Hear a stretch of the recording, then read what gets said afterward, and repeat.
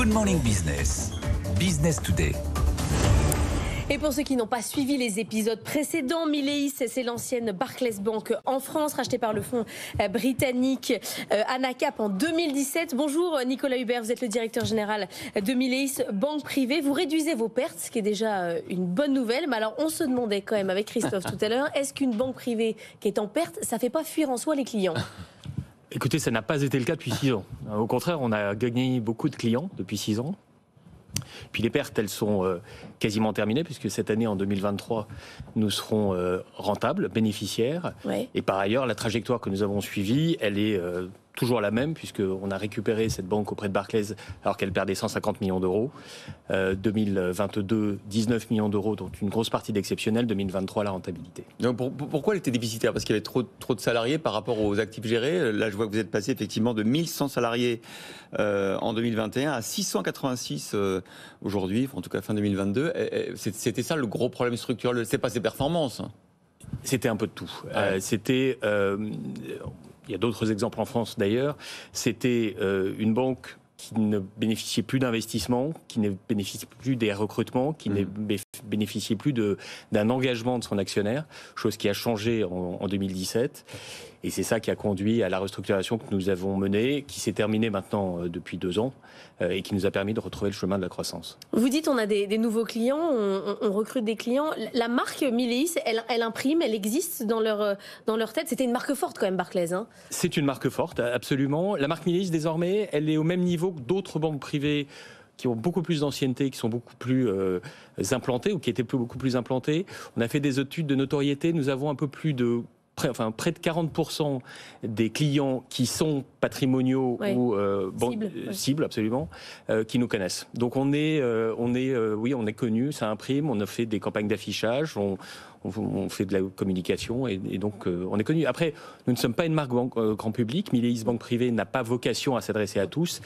Et donc, on n'a pas besoin non plus d'être connu de tous. D'ailleurs, vous avez acquis le groupe Cholet Dupont Oudart et vous l'avez complètement intégré. C'est vrai que c'était aussi une marque assez forte, Cholet Dupont, mais voilà, c'est sous la ombrelle maintenant Mileis. Hein. Alors, nous gardons la marque. Vous gardez. On la garde tout simplement parce que nous pensons qu'un client qui va chez Mileis va pour des raisons qui sont ce qu'elles sont, et ces raisons sont différentes pour Cholet Dupont Oudart.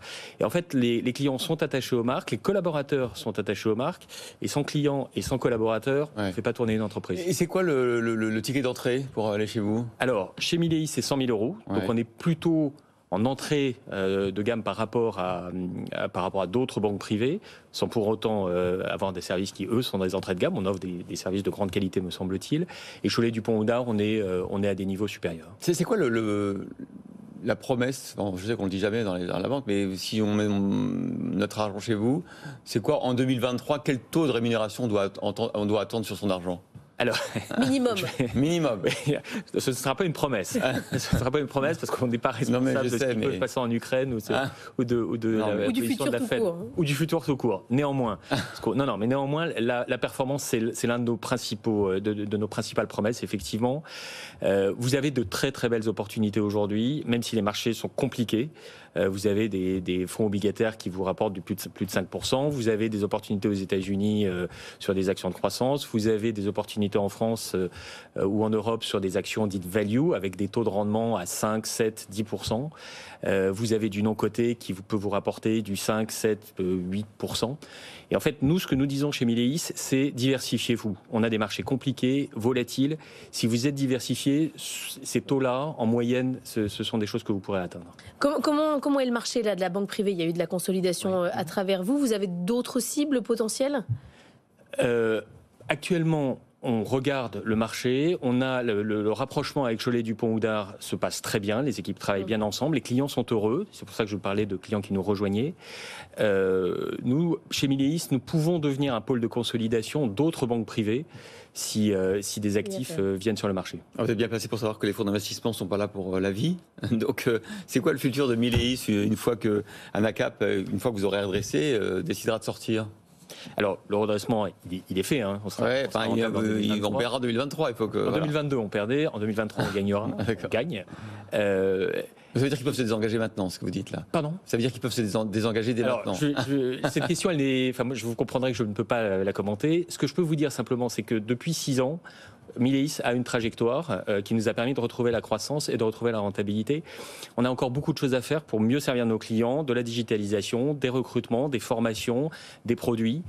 Donc, mais le futur, c'est quoi? C'est être acheté par une grande banque? C'est par un concurrent? C'est quoi on verra. Ce que je sais, c'est que Mileis a trouvé sa marque, a trouvé son public, a trouvé ses clients, a trouvé ses collaborateurs, et que l'avenir de Mileis, il s'inscrira indépendamment de son avenir capitalistique. Merci beaucoup d'avoir été avec nous, Nicolas Hubert, directeur général de Mileis Banque Privée. Si vous avez des clients qui ont des actions américaines, hier, ils ont passé une bonne journée avec l'inflation américaine. On va en parler avec Antoine Larigauderie dans un instant. À tout de suite.